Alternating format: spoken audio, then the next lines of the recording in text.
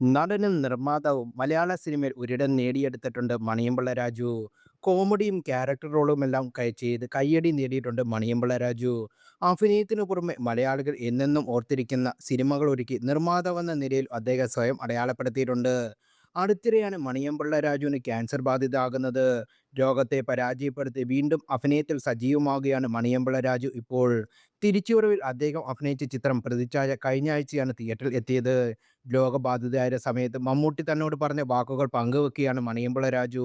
പ്രതിച്ഛായയുടെ പ്രൊമോഷന്റെ ഭാഗമായി ginger media എന്റർടൈൻമെന്റിനോട് സംസാരിച്ചപ്പോഴാണ് Maniyanpilla Raju ഇത് തുറന്നു പറഞ്ഞത്. റേഡിയേഷൻ ചെയ്യുന്നതിനിടെ പേടി തോന്നുമ്പോൾ മമ്മൂട്ടി പറഞ്ഞ വാക്കുകൾ താൻ ഓർക്കുമെന്നാണ് മണിയമ്പിള്ള രാജു പറഞ്ഞത്. എനിക്ക് സുഖമില്ലാതിരുന്നപ്പോൾ ഞാൻ മമ്മൂട്ടിയെ ഒന്ന് വിളിച്ചു. ഇങ്ങനെയാണ് എനിക്ക് സുഖമില്ല, സർജറി വേണം എന്ന് പറഞ്ഞു.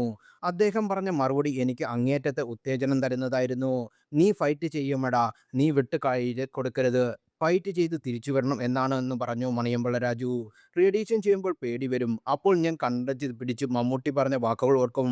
ഫൈറ്റ് ചെയ്യുമെടാ, ഫൈറ്റ് ചെയ്യണം എന്ന് പറഞ്ഞ്.